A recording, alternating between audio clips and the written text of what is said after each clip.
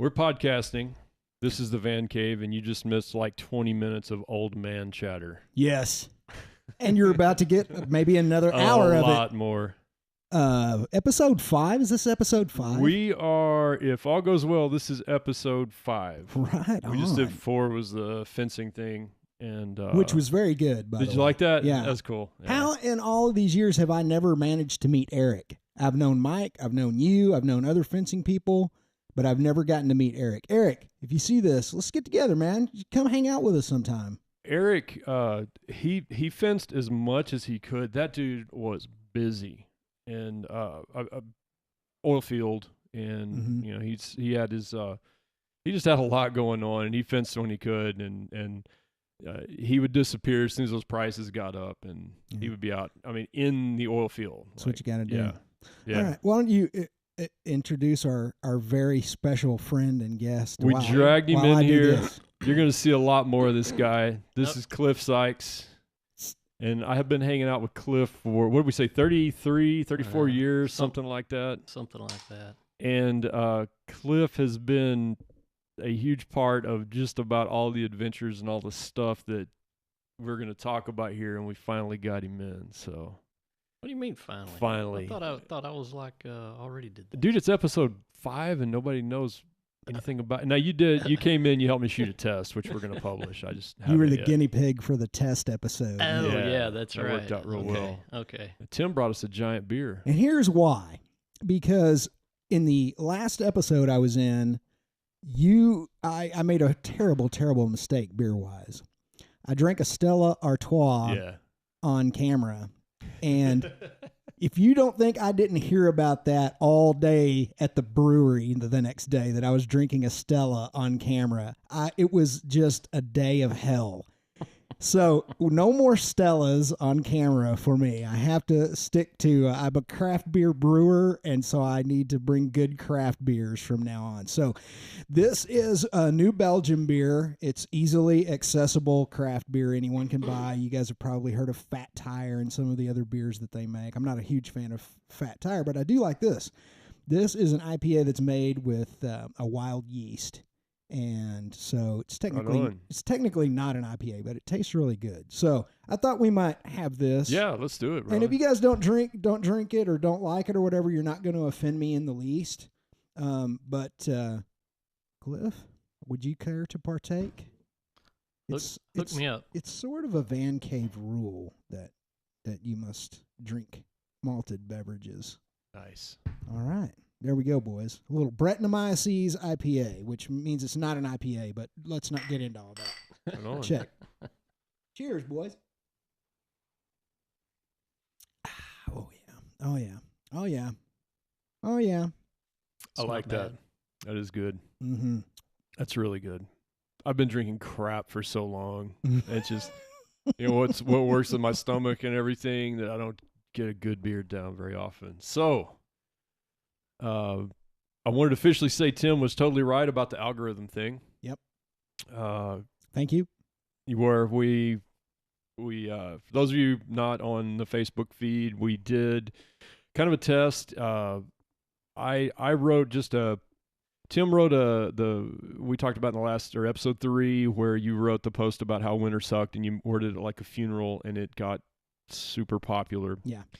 I wrote one, I pretty much said, hey guys, I'm doing this podcast and I'd like you all to check it out, except I use sound-alike words, that it's on a service that rhymes with Moolube, and we're doing a Fodpast, and I pointed out and I explained why I was doing it, and that it likes words like cancer and hospitals and recovery and all that, and it blew up. Yeah. In fact, I was talking to a friend at work today, and they said the last 3 times they've been on Facebook, that's the top post.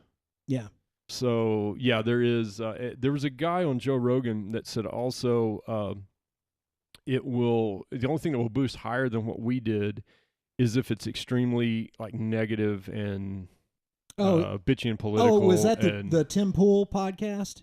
Yes. Yeah. That's exactly right. So I figured out another way to do it on Facebook, and I meant to do it today when I posted that video of me laying down guitar tracks in the recording studio. Yeah. It was, I should have made it a birthday post. If you do anything on Facebook that has to do with thanks for all the birthday wishes, very much appreciated. You guys make me feel so special, blah, blah, blah, blah.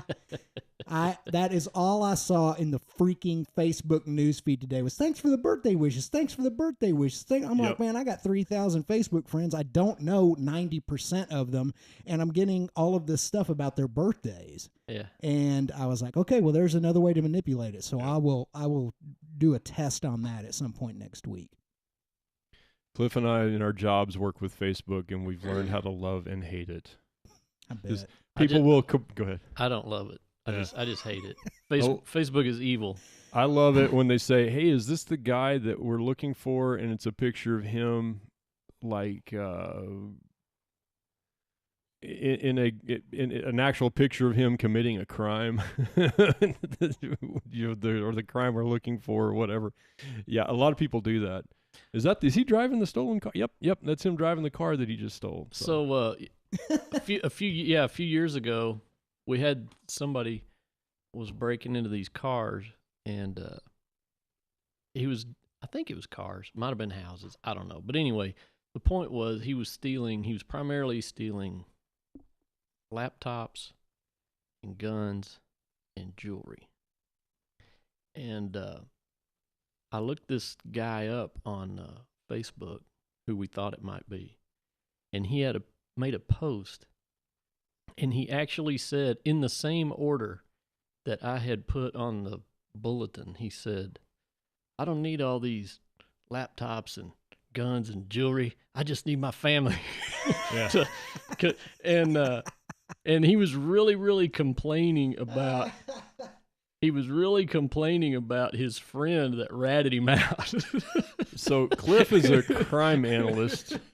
It was pretty funny. Yeah, so Cliff is a crime analyst, and this is the kind of stuff he does. I call him an analyst just because he has the word anal in his job title, and I think that's funny. But you've always been into anal. What are you going to do? So, he's fascinated with that stuff. What are you going to do, man? Well, I was a sex crime investigator for 8 years, so yeah, it just happened.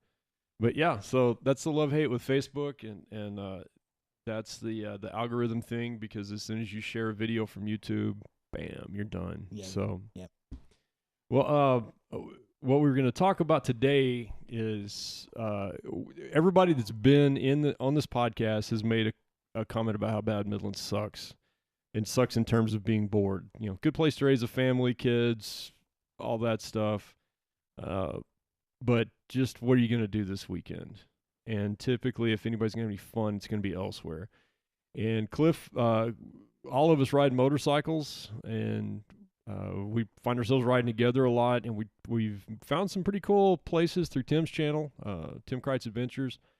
And I just want to talk about where to go for a weekend. Now, this is none of us have little kids at home, and so this isn't stuff you load up the family. This is where maybe for a couple or a few friends to get together and go hang out and just see some cool stuff. As far as what kids do, hell, I don't know. It's been my kid was flipping pogs.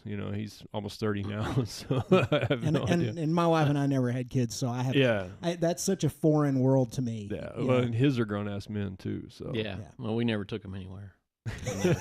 Why wouldn't you take them anywhere? Well, Cliff? because they always had a soccer game.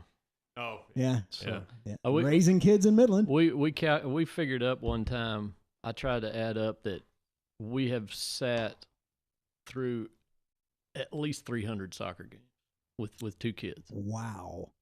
Right, just those two kids. Now we have grandkids, so we have to go to their soccer games. But so we're adding to the passing that on. Yeah. Wow.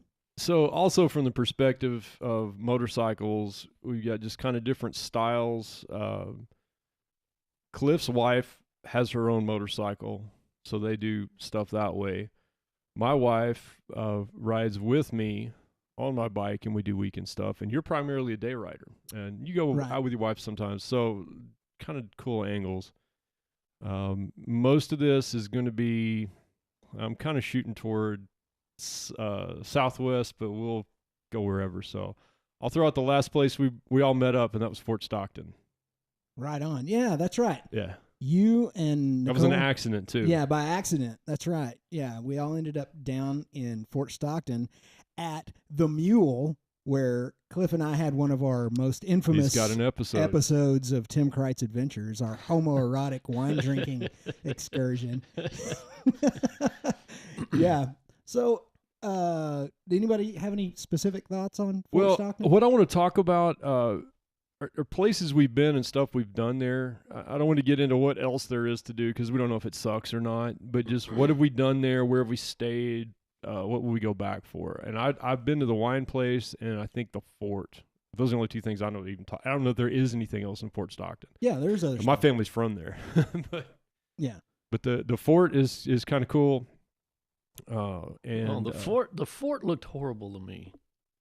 Yeah, but I mean, you know, I could just imagine living at that fort with no air conditioning 100 years my ago, God, and just like yeah. every day you're going, I'm going to walk over to the train tracks and sit on them and hope a train comes by. Yeah. Because I think we had a similar conversation in that episode that we shot down there on the motorcycles. Was like, yeah, what happened to the colonel? He died of dysentery on a 110-degree day. No. Where's the colonel? He's dead, dude. I think I said he died because he lost his will Yes. to live, which is a common down here at 150 degrees in the summertime. No doubt. Yeah. Now, I will say this, though. Fort Stockton and generally that area of the Trans-Pecos, it sucks, period, in the summertime down there. It's over 100 every day. But in the spring and in the fall, there's some neat motorcycle riding or just day traveling and day tripping, even if you're just in a car that there is to do down there. One of my big things, as you guys well know, is looking for ruins and ghost town remnants and that sort of thing. So there's a bit of that there. Mm-hmm. But there's also a couple of really interesting museums. There's a rail museum. Oh, yeah. And there's also basically a historical cultural museum there that has a whole bunch of stuff from the very first oil boom and some of the early development of the town. And it's named after a quasi-famous female resident of Fort Stockton. I can't remember the name of the museum, but my wife and I went not long after you and I shot that episode. Right. Because it was closed the day you and I tried to go to it when we were riding our bikes down there. It's because we always go on Sundays. Yeah. And everybody's closed. Yeah, exactly. Eat at Dairy Queen. Is that what's been going on this whole time? And I have been looking back. It has been a year and a half since the Dairy Queen saga ended. We had this thing that went on for a while, for a couple of years on my YouTube channel, where we would make the mistake of going on Sunday day rides, and the only place we could find to eat in these little towns were Dairy Queens, and we got so sick of it. But there were like 3 trips, and not all of them were filmed. But we would go and hey, let's check out this new restaurant, and we would go and they were closed for a wedding. Mm-hmm. Something like that. So yeah. So you've done way more in Fort Stockton than I have. Was it St. Genevieve? St. Genevieve wines are there, and they make some really good wines. Now, is that the little wine bar that we all met at that Yeah. time? Is that Yeah. That was a cool place. It's like their tasting room, I guess. Yeah, it was all right. Yeah, that's my understanding, is that they bought it. The place is it called the Gray Mule? It's the Gray Mule, right?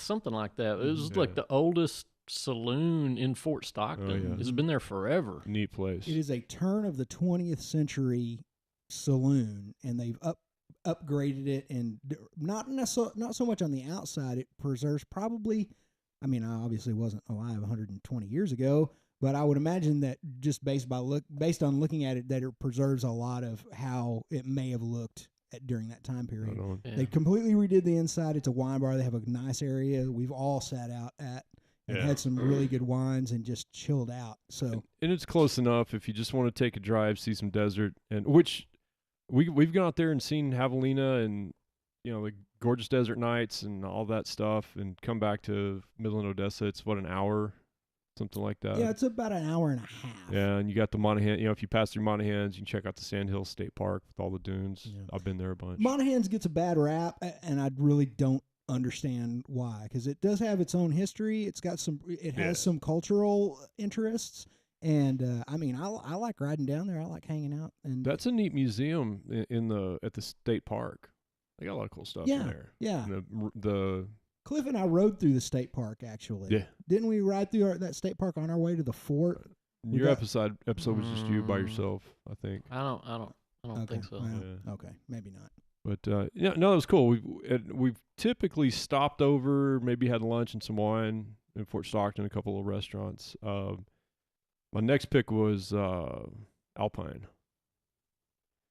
And You guys know more about Alpine than I do. all I can tell you about Alpine, College Town, I've played in a couple of bars there. You played Railroad Blues, right? Yeah. Railroad Blues is a fantastic place. A lot of craft beer. The absolute best sounding stage I have ever set foot on. And you got a cool story about the Crystal. What? I just thought of that. The Crystal, what is that? It's a bar there in Alpine. It's Oh. been there forever. And right after I got out of high school, this friend of mine was working for Clayton Williams, and he was having to go down there to work on Clayton's annual sale on his ranch, where he auctions off all of his cows. And I went with him. And at the time, my cousin was going to school at Sul Ross there in Alpine. So when we got into town, we called my cousin, and he said, "Come on down here. I'm working at this bar."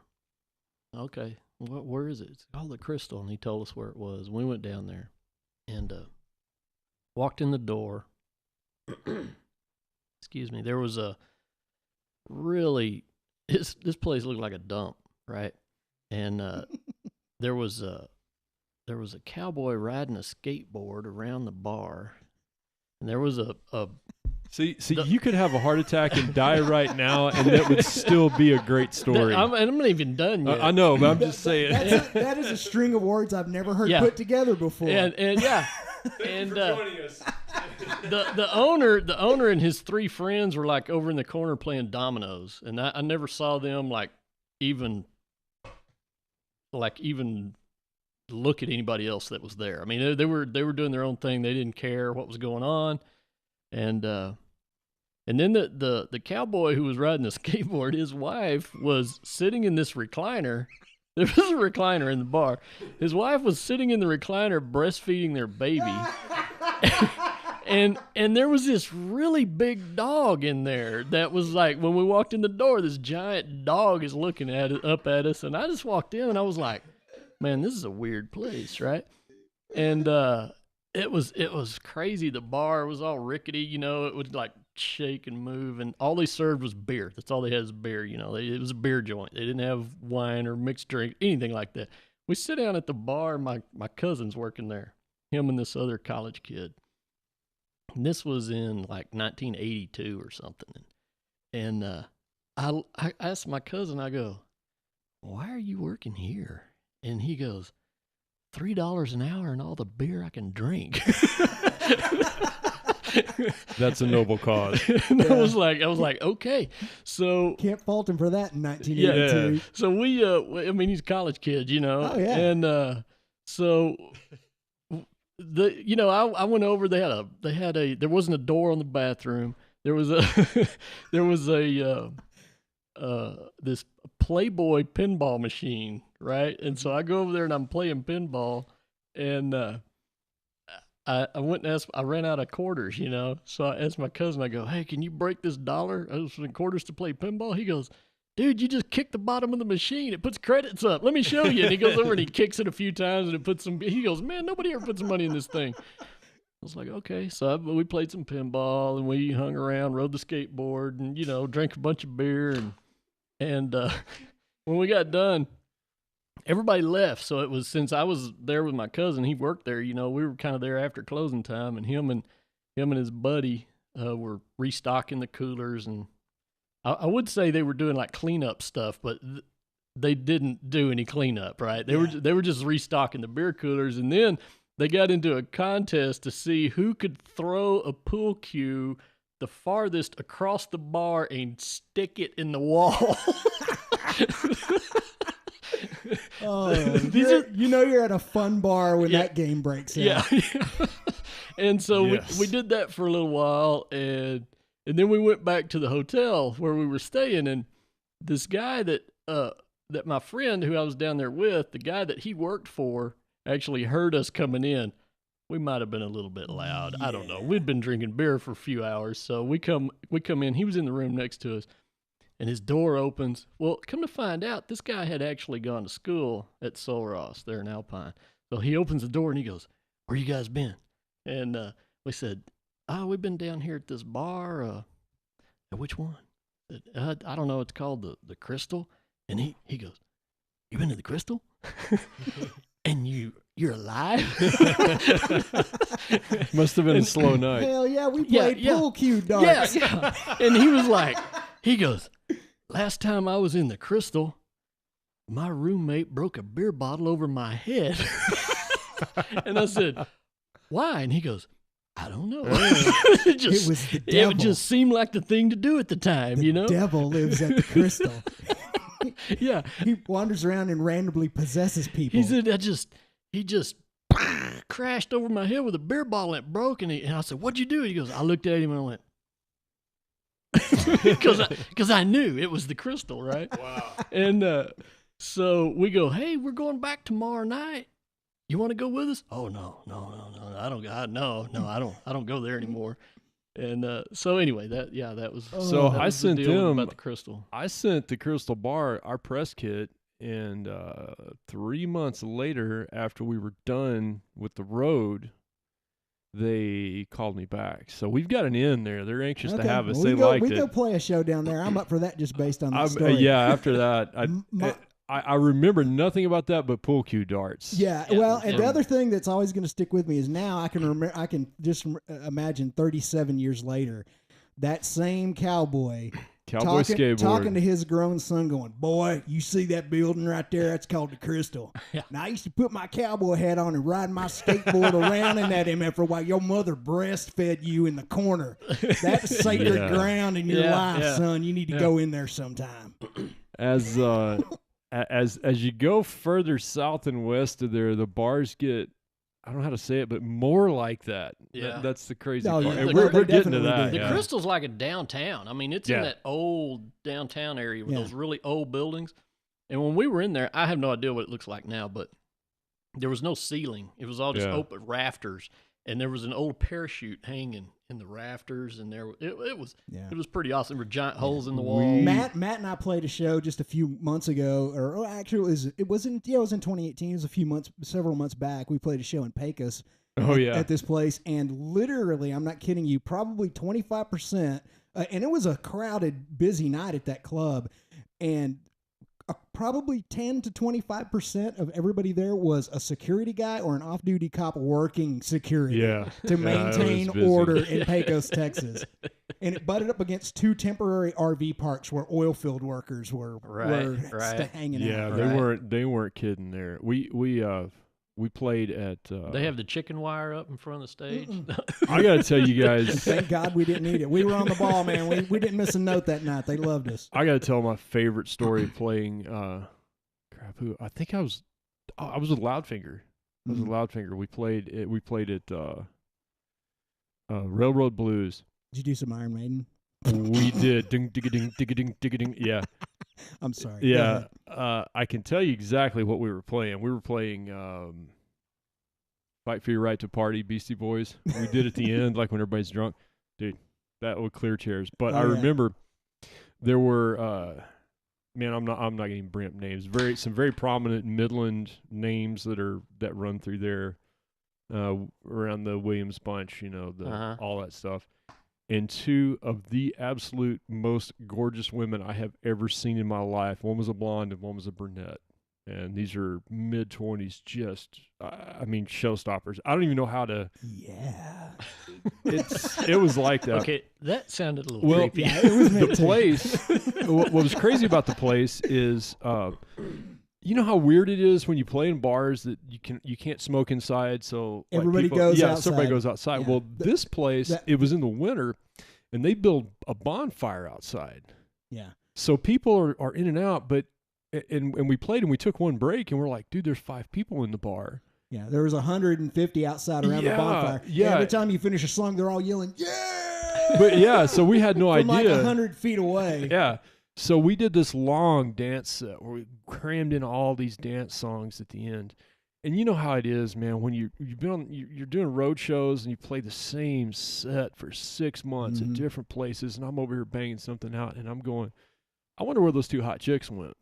Because I mean, your mind wanders after you you're played a standing on the song stage 600 times, and you're thinking, you have all the philosophical thoughts like, did they get drunk and flash the band?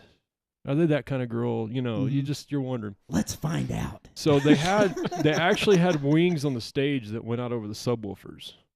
So you're standing over the subwoofers, and we had this stage act, where we would go out and stand on the toe of the stage and stuff like that. And this is a very high up stage, and everybody came in and started dancing when we're doing that thing. And so I'm going, I wonder where those two hot chicks are. And I look down, and there they are. They are on the floor, so I'm looking down on them, intoxicated, dancing together. Nice. So, yeah, dude, they were pressed together. Like I saw the 4 horsemen of the apocalypse, like jammed together in 2 low-cut blouses, and completely forgot what song I was playing. Yeah. That was a great part. Yeah, so that's happened. I've had that happen before. When you say the Crystal Palace, or Crystal Palace, when you say Railroad Blues, I can only remember that scene looking down of these 4 sculpted perfect breasts jammed together. That's all I remember. I have a couple of memories like that in venues. One time, my wife came to a show. This is before you played with us. Britt and I were playing in a different band. And on a break, this chick just walks up and says, and I'm literally standing right next to my wife, and she goes, "So, what are you doing later?" And I was like, "Well, my wife and I were thinking we might go home and get a sandwich."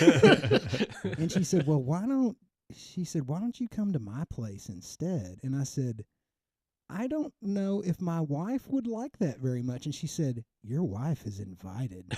And I was like, "Honey, I mean, I know you don't want to do this." Shut up, Tim. Get in the car. Well, see, obviously, no, we did not go. But that's one of those. The main thing I remember about that venue, which is closed now, is that happened there, and it was just one of those moments where you realize this person who I do not know has so few boundaries in life that was a totally normal communication and conversation for her. It's just one of those deals. I just want to note that your musical speaking timing is always perfect because you nailed that. And I know it's exactly how you said it.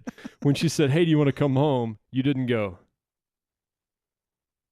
No, I'm going home with my wife. You did not do that. So, but yeah. So that was my experience in Alpine. I'm not saying anybody else would have that experience, but those are the only places I've been. Alpine's a cool place. Clif and I last year took a motorcycle ride down there. We may do it again this year. It's a fun place to ride to. Yeah. I don't know, man. I feel like if you weren't on a bike and didn't have some buddies you were meeting down there, I mean, I'm not a bar guy. I know it sounds crazy, but I'm not a live music guy and I'm not a bar guy. If I don't have a reason to be in a bar, if I'm not playing a show, chances are you're not going to find me in a bar. Well, and they're cool hotels and stuff there, and I have stayed in one. It's on the edge of town. It's nice and clean. That's the place that Railroad Blues, however many times I've played there, puts us up, and that's the place that the college put us up when I studied at McDonald Observatory. Yeah, it's a cool place. So you're at that same little crap hotel. I mean, not crap. I can't say that. It's nice. It's clean. It's a little single strip place to sleep and leave, but there's isn't that the hotel where you and your wife frightened the other tenants of the place? No, that was Fort Davis. We'll get to that. That was totally different. That was totally different. Olympia. We're getting to that city later. Yeah. But I'm kind of embarrassed to say I've never done anything else in Alpine. I know there's more, but Alpine's a cool place to go ride. The thing that I don't like about it is it's like an all-day ride. I mean, you go down there and you ride down to Presidio and go down the River Road and go through Terlingua and come back, and it's like 300 miles. Mm-hmm. I mean, you're by the time you get back to town, you're just wore out. I mean, you can't. There's no place to go in an hour. Right. 2 hours. Yeah. I mean, it's like all day. And these are laser straight roads for the most part too. Well, until you get further west. I mean, the River Road is pretty good. Yeah. Well, when you get that far down. Right. There's some nice sweeping curves, between Alpine and Terlingua. Mm-hmm. It's pretty cool. I mean, it's pretty scenery, but it's, what is it? 50, 60 miles, Yeah. 70 Yeah. miles. Yeah, I mean, it's just just to way get down to there. anything. Yeah, I Yeah. mean, that's the trick about Alpine is that whereas if you're staying in Fort Davis, there's a good ride 2 minutes away. right. And that's the great thing about Fort Davis is that Right. you can find a place to stay down there if you want to stay at Prude Ranch or at the state park or at one of the many little cabin places along the main road there in town. Well, You have right. all these Let's talk about Fort Davis Okay. then. Our go-to is the Olympia Hotel, which is like a 1930s place, and it looks 1930s. And, Yeah. I mean, but it's in good shape. It's clean. They also have a newer section, and they're really cool. We were on our oh my God, there's a motorcycle story there. They let us pull the motorcycle in a covered area. We had a rainstorm, and then you've got the observatory. You have that loop. And I'm going to do a whole other episode on that observatory. I'm not going to get crazy into that, but you can also stay at the Astronomer's Lodge up there. There are nights that you can spend evenings in an observatory, and all of them up there. Well, 3 of them. And I've stayed up there. A little bit of trivia: if you go on their website and you're looking for a place to stay at the Astronomer's Lodge, they have rooms that are in the lodge itself, and they have a room that says the cottage. I'm throwing up air quotes for everybody on audio. So my wife and I thought, hey, it was $20 more. Let's rent the cottage. And we were sitting in the cottage, and I'm looking at the ceiling, and seeing how it's been remodeled. And then I realized when you go outside, there's one sidewalk that splits and goes to either side of the cottage, air quotes, which is a really nice place. I realized that was the old public restroom building from way back when, because What? there was a time Were when you staying in the men's side or the women's side? hey man, they went full on transgender and took the partition out. What the deal was, when the Autostruva was built in the 30s, the main telescope, that was the observatory. Oh, okay. And it had berthing, it has a post office, it has all that stuff. And so it's kind of like a boat. Everything was enclosed. Uh-huh. And as it grew, they expanded things. And as it became more touristy, they added the bathroom. And then it got bigger and bigger. Well, now they have, one of the reasons to go out there is the outdoor planetarium, they call it. It's like being in a planetarium, except you're under the actual sky, and they do programs and point lasers. Yeah. It's absolutely amazing. And that is something really cool to do for kids. And like I said, you can stay and actually visit the telescopes at night and look through them. But where was I going with this? Someplace. That was the cottage. It's your dream, baby.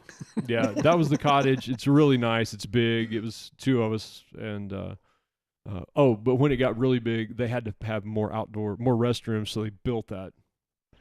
Oh, okay. That's where I was going with I it. gotcha. Yeah, 70s or 80s, something like that. And then once they built the big visitor center that you see now that has the visitor domes and all like that, they didn't need that restroom, so they made it into the cottage, and it's pretty awesome.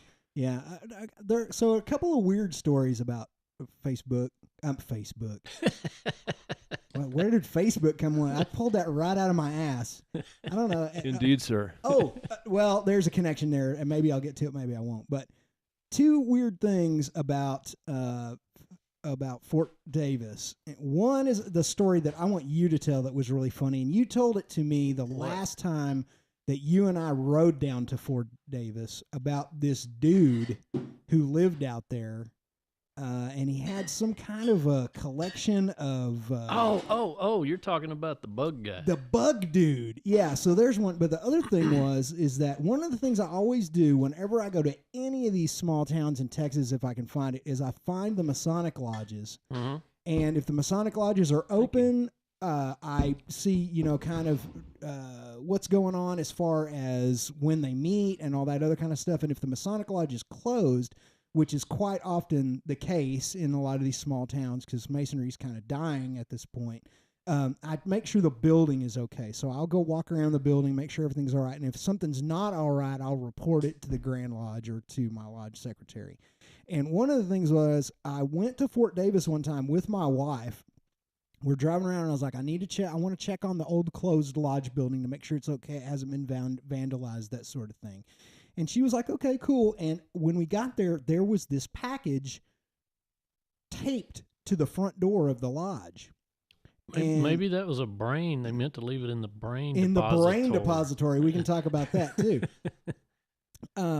It was a bunch of this stuff, dude, that was like, it was this litany of this liturgy, that just a veritable library of information that had been crammed into this manila folder about how Freemasons are all devil worshippers and Good. blah, blah, blah. And Good to know. Yeah, and it was all of this anti-Masonry stuff. And so I grabbed it. I took it off of the door. I took it to Matt and I said, "Man, what do you think we should do with this?" And he said, "Man, it's a bunch of crap." He said, "We'll take it to Lodge on Saturday and we'll tell everybody about it and show it to everybody and let everybody know this is going to be a problem." Matt and I went to Lodge that Saturday. The same package was stuck to our Lodge building. So you got double. So you doubled up on the crazy. I was in the East that year. Yeah, you were master that I year. was master of the Lodge, and I made a few calls.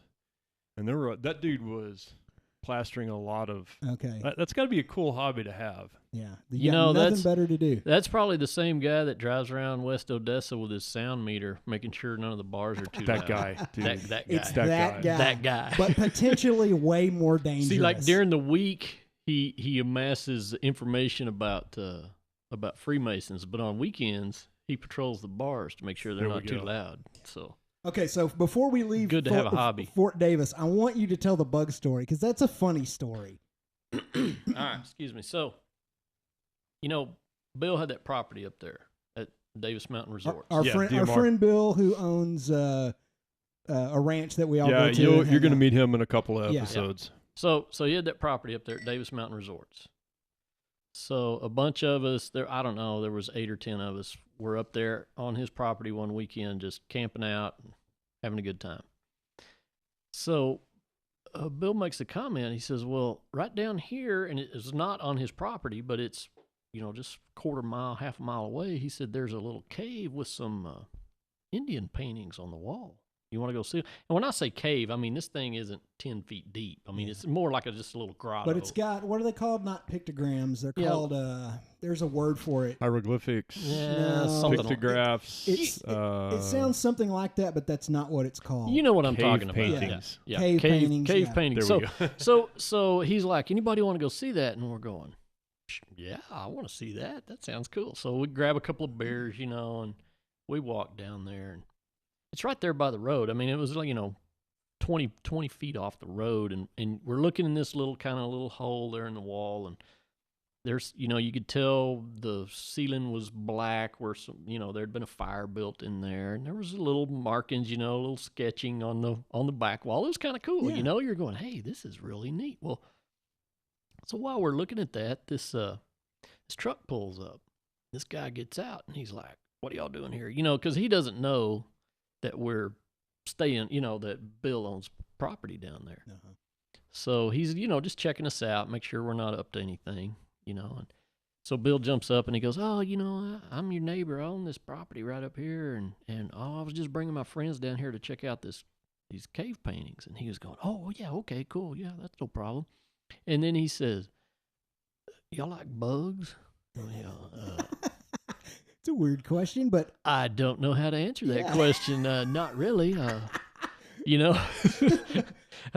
have been stung by a scorpion a few times, and I didn't like that at all. So it was quite unpleasant. So no, yeah.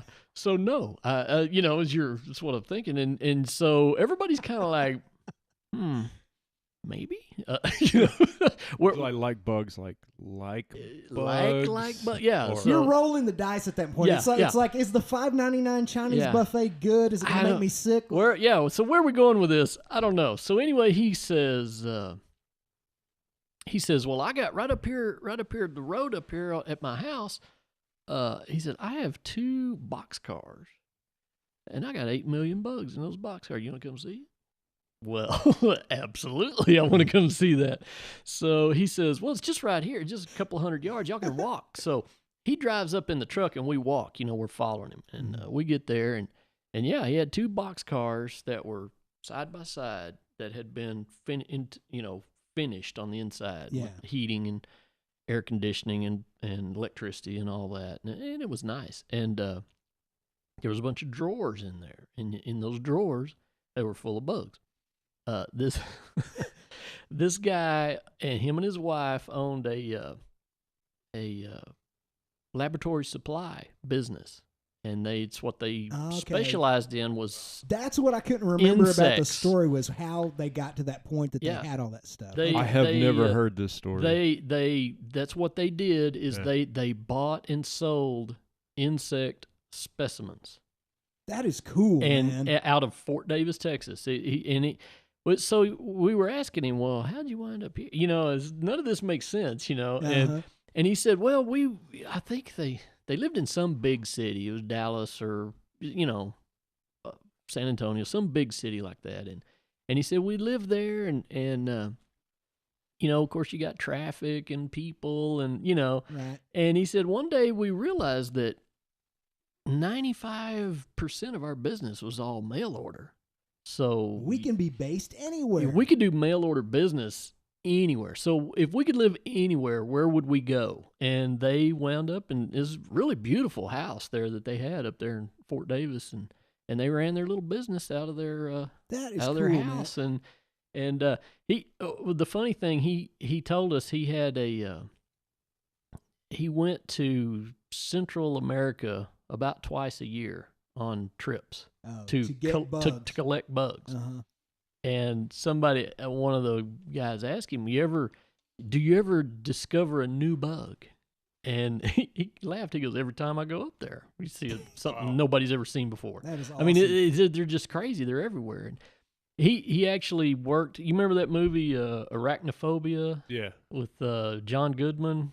Mm-hmm. You remember that? Oh yeah, yeah. Yeah, he worked on that movie. He sold them 60,000 spiders for that movie. Wow. Cool.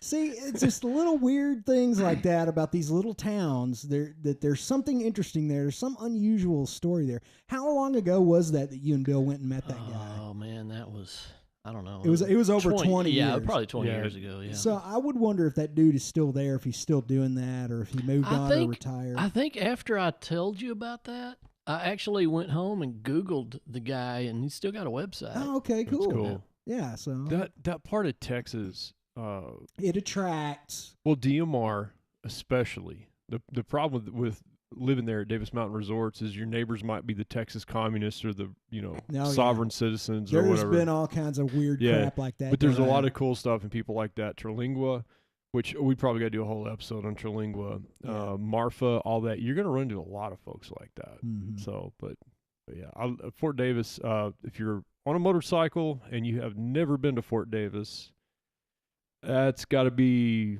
on the top for motorcycle roads. I forget the highway that goes from Fort Davis to the observatory. Yeah, it's part of the scenic loop. That's the eastern northwest leg of what they call the scenic loop, and you got to ride it. It's just totally awesome. Or just drive it. But I'll tell you, my wife, when we started riding the motorcycle, the Concord 14, she said, I don't know what to do back there. And I said, just hang on and be a part of the motorcycle. You're doing fine. There's no problem. And she couldn't accept that. So I found of course, a British website somewhere. This lady wrote about riding pillion, riding on the back of a motorcycle in some kind of a competition. I don't know what it was, but you ride two up, and I guess it's like rally racing where she was like the monkey in a sidecar race. Yeah, and she does all the navigation. She was talking about how to handle the turns and stuff. So we got up to the observatory, and we were just going to go to a star party. That was it. And we went, and this storm rolled in out of nowhere, which is kind of a West Texas thing you don't know. Oh, yeah. So the storm rolls in, and we're on the bike, and it's dark. Yeah. Very dark. That's when you know, I got my own story about that, not to interrupt yours, but just so you guys know, if you're not from West Texas, that's when you know you're probably in trouble, is when it's 2 p.m. and it looks like nighttime because the storm is so bad. Well, and it was a dark night anyway. There were not super dark. There was a moon, but it started rolling in, and finally the public programs people at the observatory were like, everybody get out of here, go shoo, it's going to get bad. So the storm was coming in behind us as we were getting out of there, and so we get on the road, and I don't know why I didn't encounter more vehicles than I did, but we left. took off, and I wasn't speeding. I wasn't, dragging knees, but we were in a hurry getting out of there. You were in a spirited trek down the mountain. And I made a turn, and I honestly, I was kind of concerned. I was watching now, and deer, especially up there, it's mostly mule deer and chupacabra. Yeah, and chupacabra. You don't see them. You get to hit a javelina. Yeah. Yeah. Big time. And especially in the weather like that, you don't see them, just grazing on the side of the road. So yeah, I made the first turn, and I was like, oh, crap, I got Nicole back there. But it was perfect. I mean, the way the turn went, wow, that's great. She was paying attention, huh? But she'd been reading that stuff. So I rode like that, spirited, all the way back down to the hotel. And we got there, got off the bike, and my wife was furious. I tell her, I said, hey, I'm glad you read that article. Everything was great. She goes, I skimmed the article. She said, I was just back there terrified, holding on. You were hauling ass. It took a while, half a bottle of wine to sort of chill her out. Yeah, kind of chill her out. But some of the most beautiful roads and scenery in Texas. Yeah. And if you're into geology, I'm not going to get into that part of it, but it's interesting if you're a geology type. Oh, yeah. So. Yeah, and that's one thing that our buddy Aaron knows a lot about, because he's the guy, one of the owners in the brewery where I work. He's a geologist and an environmental scientist, and he went to Sol Ross to get his degree. He knows everything about exactly what you're talking about. He's amazing to talk to about that. Mm-hmm. You get a geologist down there, and if you get tired of listening to him, you just put him in handcuffs. Because you can't talk. Well, they have this igneous anamorphous homoerogenous rock that's subducted under this Precretaceous chert. I was following a geologist friend of mine he had a few people in the car with him, and he was driving. I said it looked like you were being choked to death by the person in the back seat, because his arms were doing this the whole time. So. Like the air marshaller. Yeah. So let's see. That kind of that's it. One thing I wanted to point out, at the Olympia Hotel, they have really good food. If you're kind of a foodie, that whole area, you can find something. Right. Hit Yelp, and I'm gonna move on to Marfa. Love Marfa. There's something about Marfa. I came through there with a band, and I hadn't been to Marfa in a long time when I wasn't working. My day job, cop stuff, but. I went through there with a band, and I said this before. Brett Whistler, our guitar player, looked around, and he goes, man, this place is like a bunch of people just got stoned, and they were headed to California, and they got here, and they go, hey, man, let's just be weird here.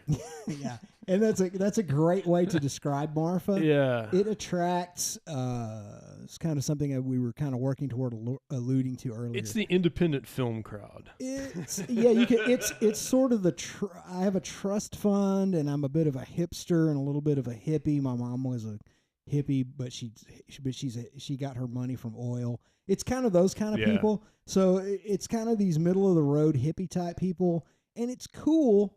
I do like it. And all the cowboys down there are not like your normal West Texas cowboys. They're like your blue dog type cowboys. Yeah. It's a whole different vibe. I mean, it feels like Texas, but it definitely is an island inside of West Texas compared to the rest of it. Marfa is West Austin. There you go. That is a great way to put it right there. It's West I went, Austin. My wife was out of town, business trip or something, and I just got on the bike and took off and wound up in Marfa. Yeah, I met you coming back from that. Yeah. And I remember I was hungry, and I got on the bike, and I was staying at the Paisano Hotel, which is a nice little place. And I rode through town, and I noticed like 6 people were filming something. Like selfie stick. No, I don't mean just taking pictures. Vlogging. Freaking vloggers. Yeah, there was something like that.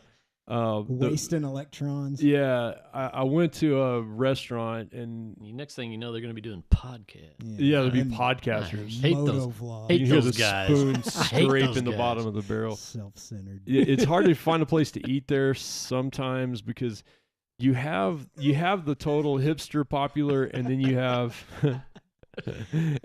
the small town thing where the staff is a family.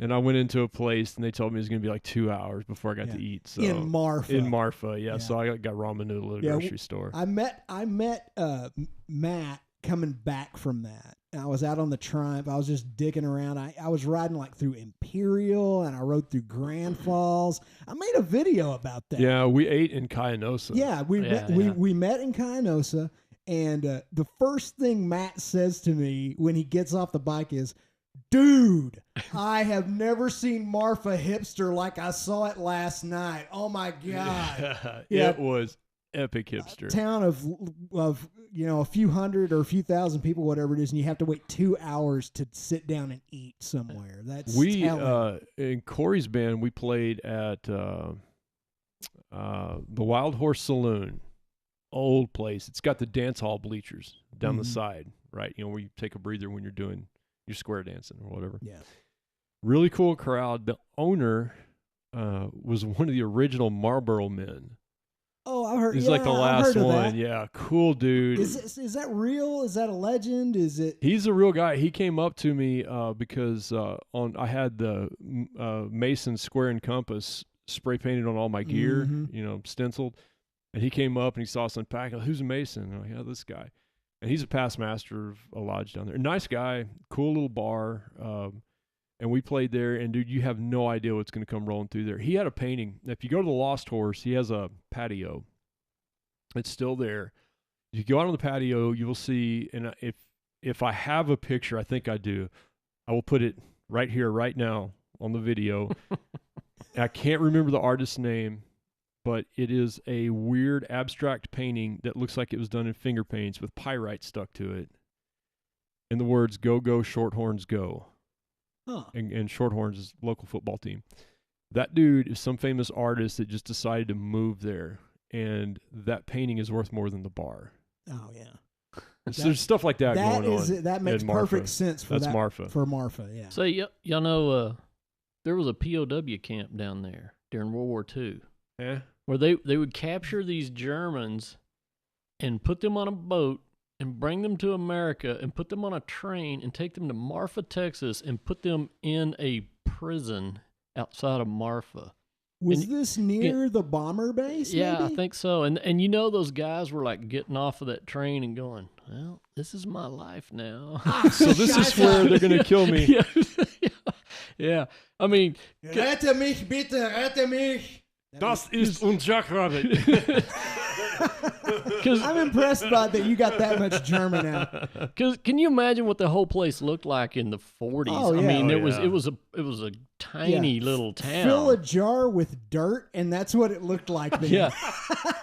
So I just wonder what was going through these guys' minds. Oh my God. When you get here's I know what they were thinking. They were thinking, south of here is Mexico, where I will make my escape and make Mexican lagers that are actually German lagers that are Vienna lagers. I kind of like the music. It's like the Opa music. It's that's not unlike when you're in a band and you get out of the vehicle and you go, well, this is.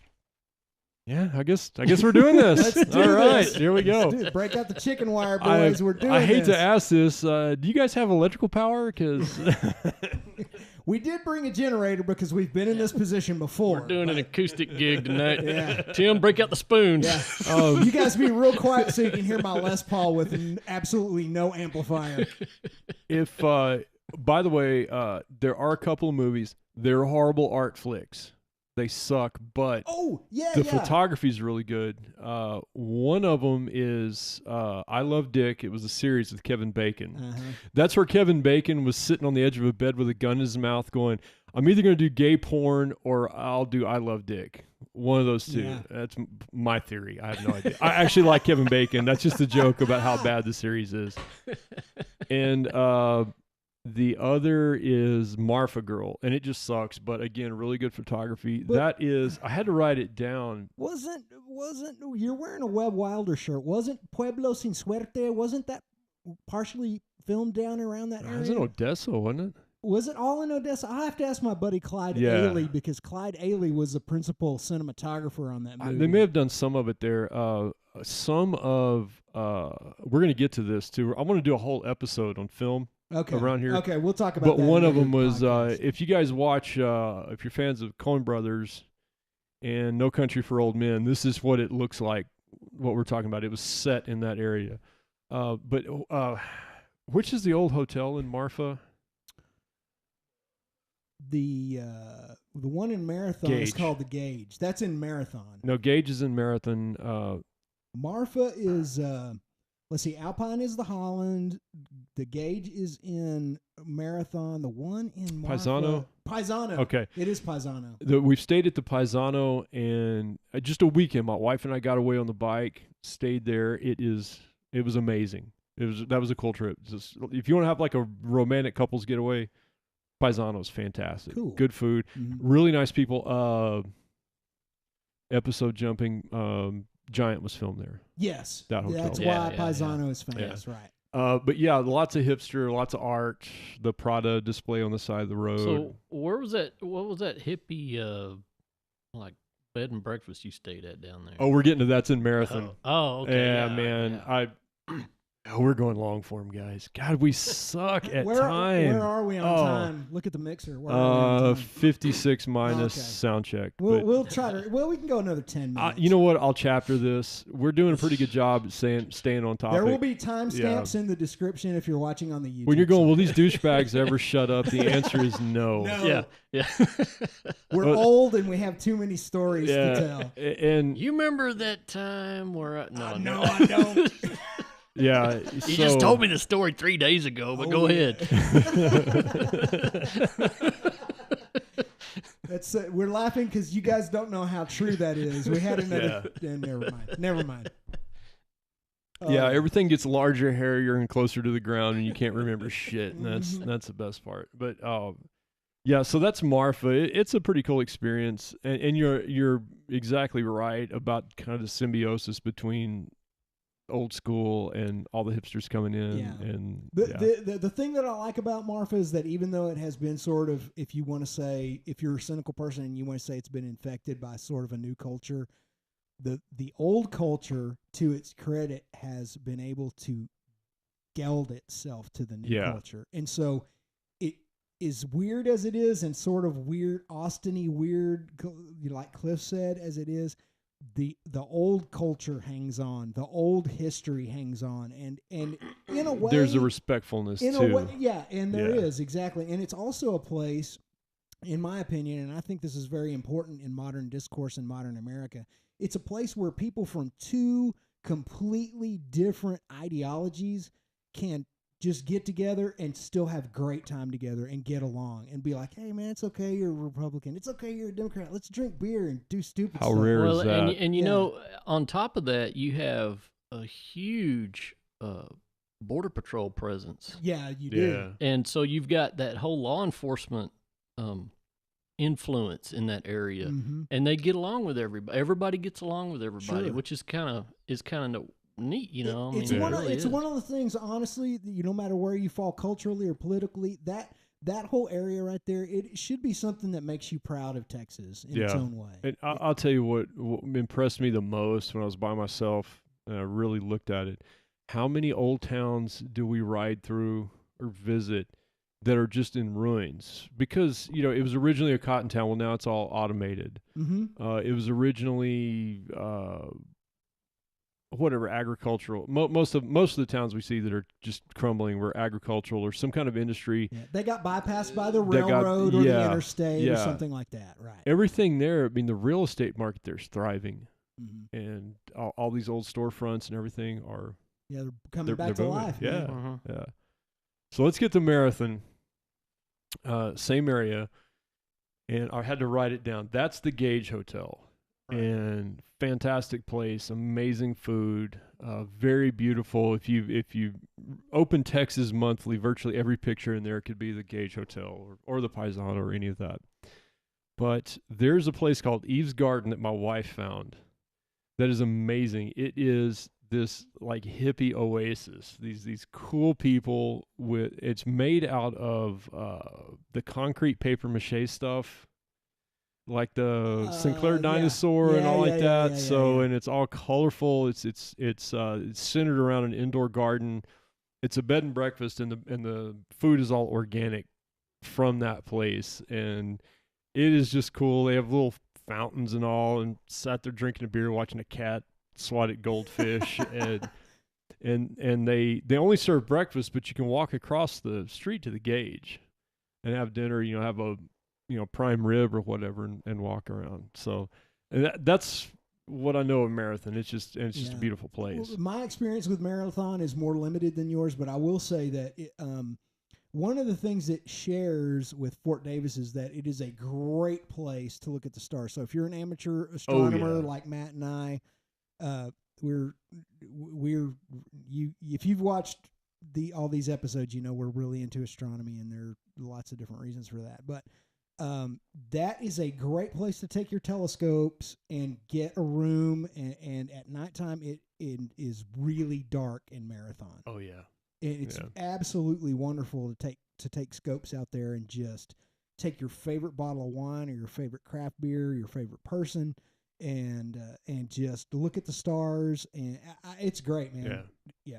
So that's one of the beauties. That's one of the downsides to me about that whole area becoming more populated is that we risk losing some of that down there. Well, there are a lot of regulations in place because of the observatory to stop light interference. Yeah, okay. I strongly encourage everybody to visit Fort Davis at some point and just walk outside. And I think that applies to every surrounding town. It'll change your life if you've never really been to a place like that where the sky is truly dark.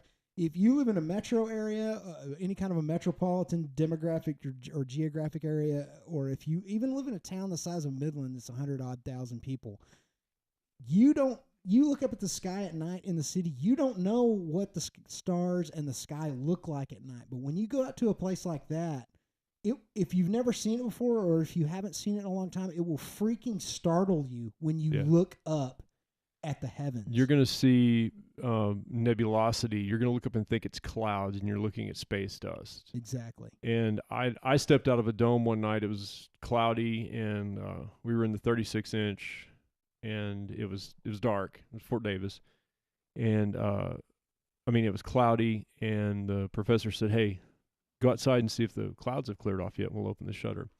And I walked outside, and I looked up, and the first thing I thought was, "Oh shit."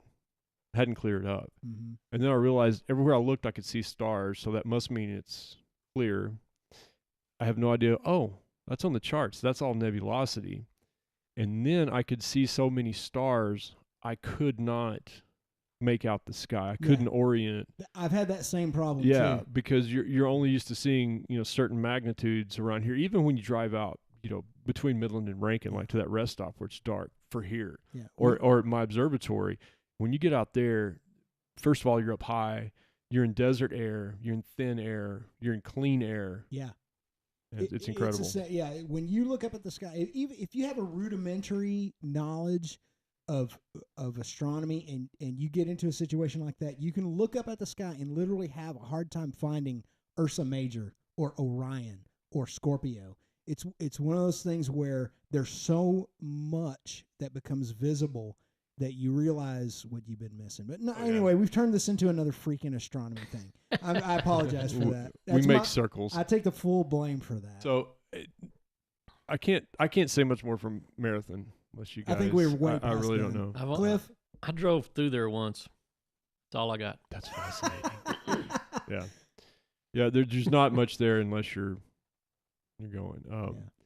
I guess that takes us 80 miles south of Alpine to Terlingua, which is probably going to be another episode. The more I thought about Terlingua, scratching out notes for this episode. Let's do Terlingua just as it's own episode. We need to do Terlingua Lajitas because we all have stories there. There are a lot of stories. The more and more I think about it. I don't have any stories there. You do. You were at my wedding that was in Lajitas. Well, that's your story. That's not my story. I dropped my camera and broke the filter on the lens. Well, there you go. I had to take the filter off so I could shoot pictures of his wedding. Back in the film. Do you know that? Do you know at his wedding I was the official wedding photographer? Did you know that? His first wedding or his second wedding? Well, both of them. No, it's just his second one.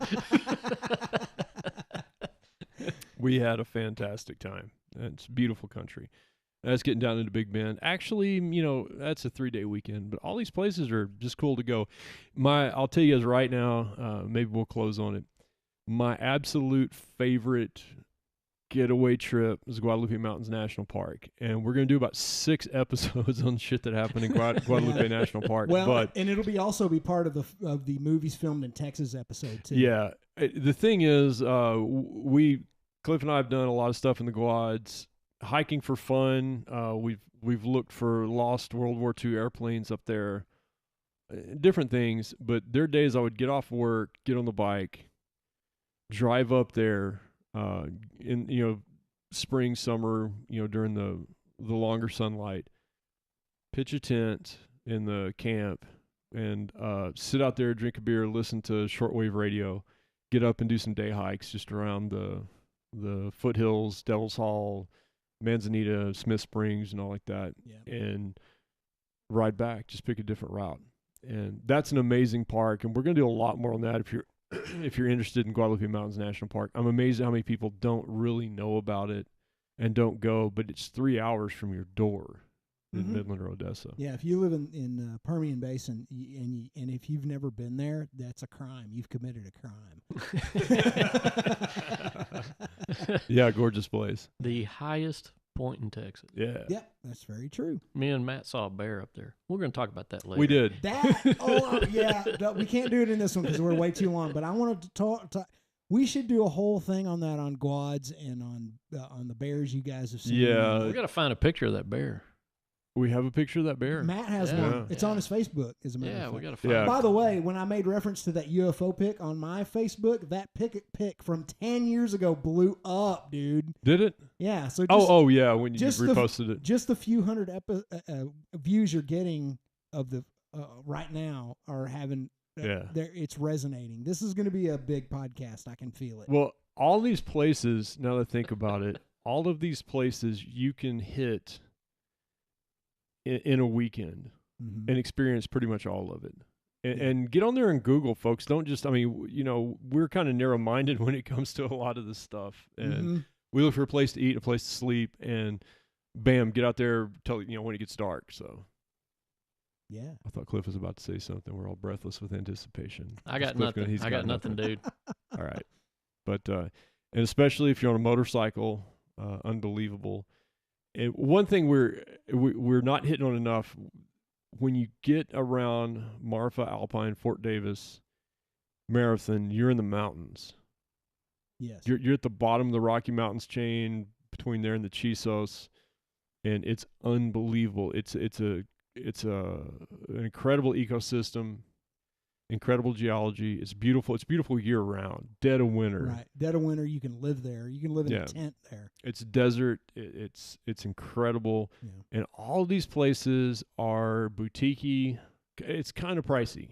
Now, you can find cheaper hotels, especially in Alpine. Alpine's a place to stay. They have more lodging, so there's more competition. But it should be said, though, that if you're into things like motorcycle camping or bicycle touring or that sort of thing, that there are a lot of very inexpensive ways you can stay down there. Dude, you can rent teepees in Marfa. Yeah. So, you got a lot of options. No matter what your income range is, you can find a way to really, really enjoy yourself down there. Yeah. And we talked about it before the episode. We were just going to talk about places we had been and not what else you could do that we hadn't seen. So that's amazing. Right on, gentlemen. I think that wraps it up, man. If we don't shut up, we're going to be here all night. We'll press on and do some other stuff. I'd like to get Bill in here for Terlingua because he's volunteered as a firefighter down there, paramedic, and all. We need Cliff in here more often. So yeah, we do. We got this great. I don't think so. No, I do. Yeah. We got to get Cliff in here. Talk to my agent. We're going to use force against you. Yeah, we'll fax your agent. You need to get Mike in here to talk about Terlingua. Yeah, Mike Taylor. Yeah, my buddy that lived there. Yeah, that dude. You pour some beer in him, you'll get some Terlingua stories. Well, this was fun. Yeah, right on, guys. That was. I appreciate you guys coming in, and we'll sketch out how we're going to talk about Terlingua. Maybe more than one episode. So, all right. Cheers, anyway, boys. Cheers, good, guys. Good Thank podcast. you. All right. Yeah. Next time.